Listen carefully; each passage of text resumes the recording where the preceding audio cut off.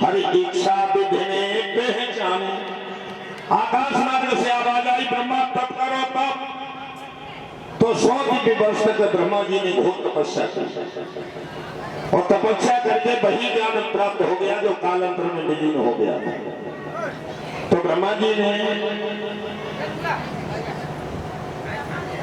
उसी समय अज्ञान की 5 वृत्तियां पैदा की सबसे पहले। उसके बाद में 4 योगी पुत्र पैदा किए, सनक सनंदन सनातन और सनत कुमार। और उसके बाद में 11 रुद्र पैदा किए। भगवान शंकर का नाम रुद्रों में आता है। तो कहते महादेव के पिता कौन है? तो वैसे भागवत के अनुसार देखा जाए तो महादेव के पिता ब्रह्मा है। ब्रह्मा ने 11 रुद्र पैदा किए, इनमें भगवान शंकर का नाम है। तो 11 रुद्राणियां दी और ये कहा कि संतान पैदा करो। तो संतान तो पैदा हुई, लेकिन भूख लगती है तो उसके बच्चे को खा लिया मार के। उसने सोचा मेरा खाया है तो मैं भी मारूंगा उसके को। जो उसका हुआ तो उसने उसे मार दिया। तो एक दूसरे के पुत्रों का भक्षण करने लगे। ब्रह्मा जी ने कहा ये सृष्टि नहीं बढ़ पाएगी, ठहर जाओ। उसके बाद 10 मानस पुत्र पैदा किए। अतः अमेरा दक्षिण टुकड़े तलक से वशिष्ठ भगवान चला रहा। जब फिर भी संतान नहीं बढ़ी तो अब तो ब्रह्मा जी सोचने लगे क्या करें। कि नाना प्रकार की सृष्टि का और जब ब्रह्मा जी ने सृजन किया तो वृत्ति प्रजा की नहीं हुई तो मन में भारी मनन किया तो वृत्ति प्रजा की।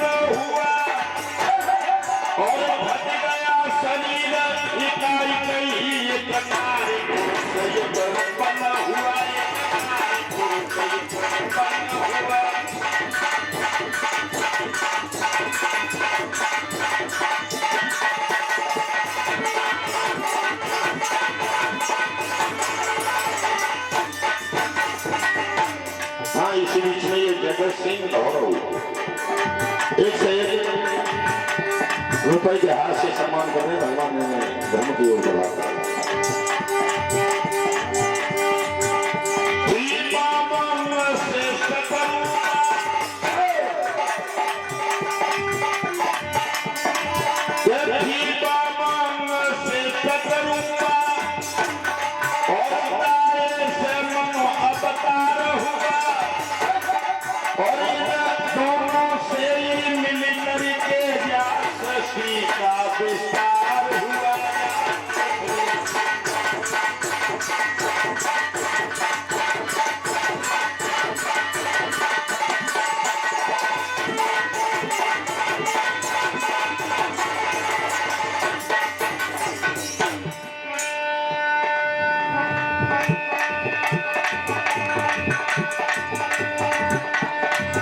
मनु की संतान है तभी तो हमें मनुष्य कहा गया। इन दोनों से मिल करके जा सृष्टि का विस्तार हुआ जा पृथ्वी।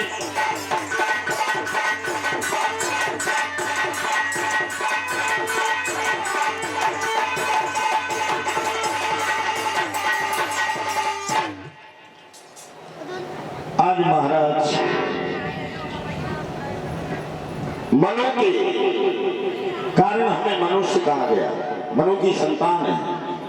महाराज मनु और शत्रु का दोनों एकाग्र शरीर के 2 भाग हो गए और महारानी शत्रु का महाराज मनु पैदा हो गए।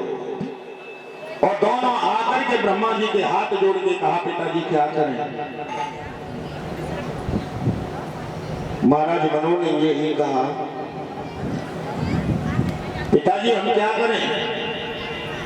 तो ब्रह्मा ने ये कहा, बेटा वैसे तुम बहन और भाई हो क्योंकि मेरे ही शरीर से पैदा दोनों हुए हो, लेकिन तुम पति पत्नी का रिश्ता तय करो आपस में और संतान पैदा करो। महाराज मनु ने कहा, पिताजी आज्ञा का पालन तो करेंगे हम और संतान भी पैदा हो जाएगी, लेकिन रहेगी कहाँ? एक भूल है, इसमें पहले से ही काफी है। कहाँ रहेंगे? हमारी औलाद जब पैदा होगी तो रहेगी कहाँ? तो सच्चे पिता का ये नियम होता है, औलाद तो हम 10 पैदा कर सकते हैं, औलाद में कोई खर्चा नहीं है, कोई परेशानी नहीं, लेकिन संतान तो पैदा हो जाएगी लेकिन रहेगी कहाँ?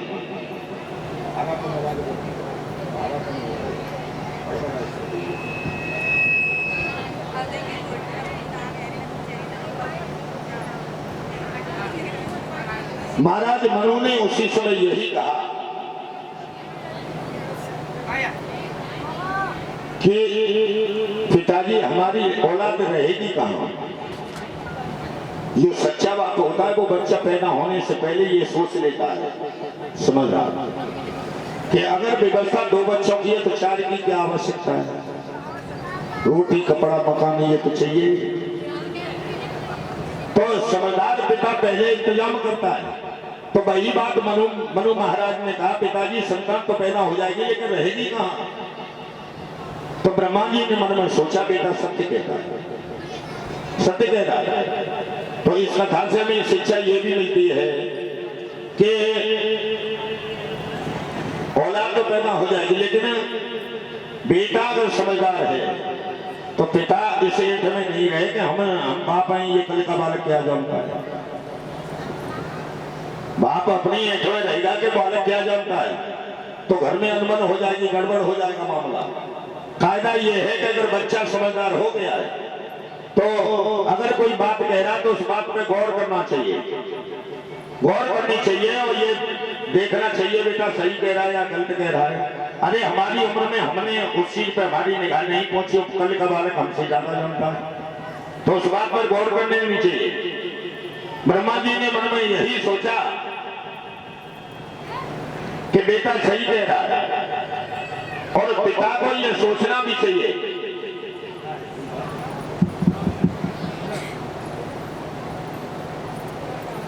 पिता को यह सोच लेना चाहिए।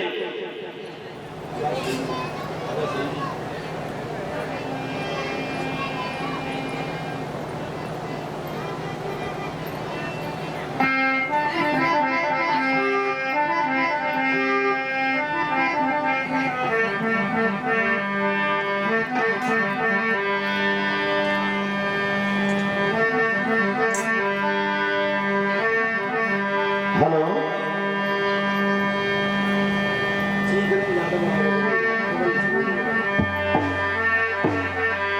अरे श्री दशरथ नंदन जनक लली और दुख काटेंगे बजरंग।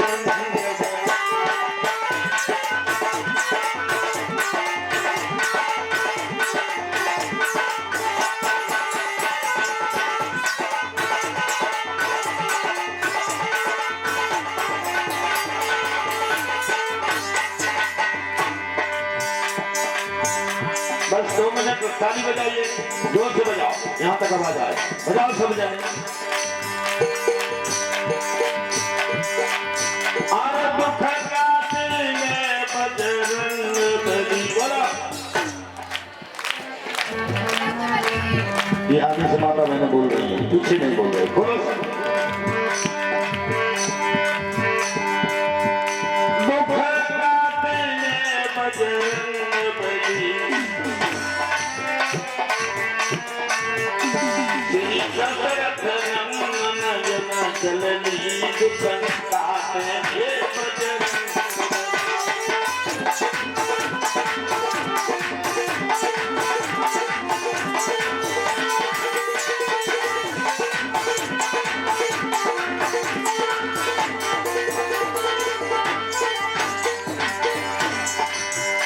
तुम दीन पे दुख हरता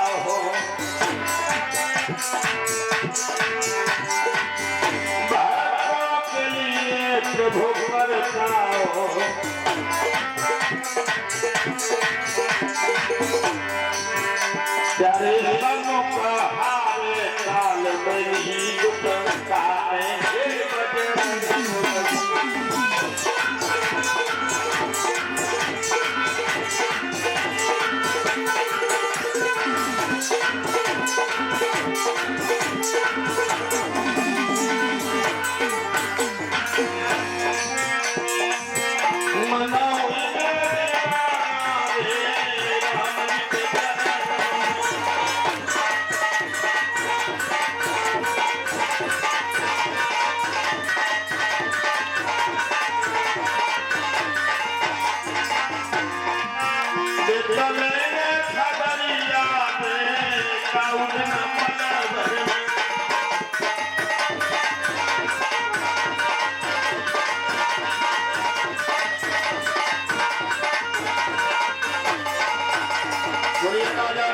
चंद्र की बोली आनंद कंद भगवान की कथा के प्रिय सज्जनों।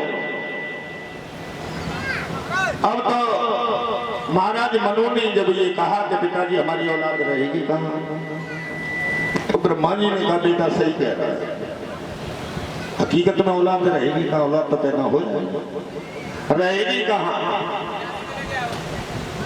तो पिता को मैंने बताया कि पिता को गौर करना चाहिए और बेटा को भी गौर करना चाहिए। पिता जो कह रहे हैं उस बात पर आज्ञा का पालन भी करना चाहिए। लेकिन आज की दशा देखी जाए पहली वाला हाल नहीं रहा। पिता अपनी ऐठ में, बेटा अपनी ऐठ में, अक्सर करके बेटा ज्यादा अपनी ऐठ में। माहौल इतना बदल गया है। पिता का एक बार देखा जाए तो सच्चा प्रेम होता है, माता पिता का सच्चा प्रेम होता है। पिता सारे दिन मेहनत मजदूरी करके आया, थका हुआ शाम को, और आकर के माँ ने कहा, पत्नी ने ये कहा कि भोजन इस बच्चे ने नहीं करने दिया, तो वैसे भूखा है, लेकिन बच्चे को गोद में लेते ही छाती से लगाते ही सारी भूख दूर हो गई। कितना प्रेम है, कितना लगाव है। और बच्चे को लेकर निकल गए। ये चाचा ये ताऊ हैं, ये बच्चे करा रहे हैं सबसे, और गोद में लिए हैं, थके हारे हैं। कितना प्रेम, अटूट प्रेम होता है पिता का एक पुत्र के प्रति। और सबसे परिचय कराते बच्चे ने अगर जिद की, एक कौवा बैठा है डाली पर, पेड़ पर बैठा है या भीत पर बैठा है, तो बच्चे ने ये कहा पापा ये क्या है, तो बेटा कौवा है। फिर थोड़ी देर बाद कहा ये क्या है, ये कौवा है। दिन में 50 बार अगर बच्चे ने पूछा तो कौवा के अलावा दूसरा शब्द नहीं कहा, नहीं एक बार ये कहा कि छोड़ कोई बात नहीं है। जवाब सत्य दिया और वही बेटा जवान हो जाए। और बाप की घटिया आज आचार भाई आ जाए दरवाजे पर, बुढ़ापा आ जाए। तो अगर दोस्तों के साथ सिकौबाद बाजार करने जा रहे हैं और पिता ने सिर्फ इतना पूछा बेटा ये तुम्हारे संग कोई, तो क्या जवाब मिलता पता है तुम्हें? कोई मतलब। आप देखिए पिता का प्रेम था। पिता ने तो 50 बार कौवा के अलावा दूसरा शब्द नहीं कहा, लेकिन औलाद एक बार बताने में परेशान हो रही है, कह रही है तुम्हें कोई मतलब, बैठे रहो चुपचाप। तो ये है जमाना। पहले वाला माहौल अब नहीं रहा। पहले माहौल इतना अच्छा था, अगर कोई आता था दूर से कोई आया है तो भाग करके जाते थे, फूफा आ गए, जीजा आ गए, मामा आ गए, ताऊ आ गए, मौसा आ गए, भाग के जाते थे, पैर छूते थे, नमस्कार करते थे। लेकिन आज माहौल कैसा हुआ है, क्या चला है?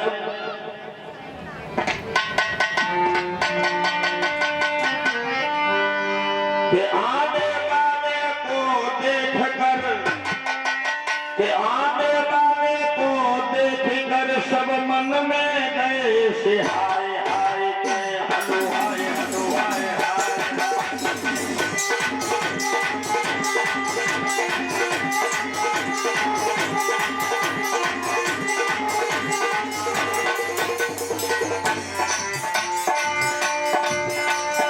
अब तो हाय शब्द चला, कोई आया है हाय हाय हाय, जहां बैठे कहा हाय हाय हाय। आने वाले को देख कर, आने वाले को देख कर सब मन में गए से हाय हाय के हलो हाय हाय हाय हाय।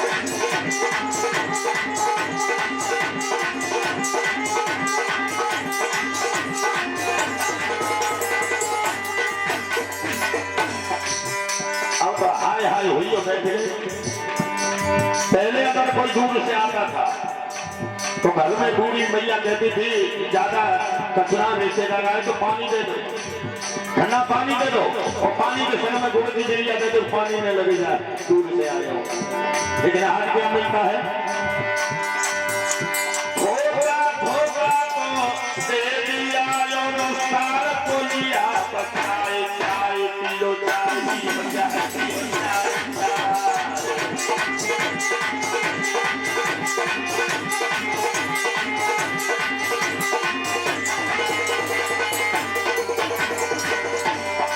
क्या मिलता है, दूध नहीं है, पानी, उसमें मीठा पानी करके और दे दिया अपने के चाय, होट होट चाय, कचपन में ना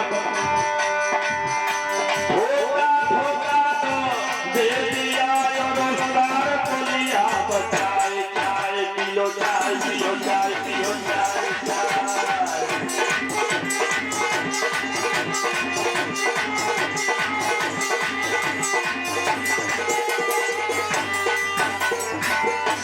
तो चाय मिली है, बेटा हो।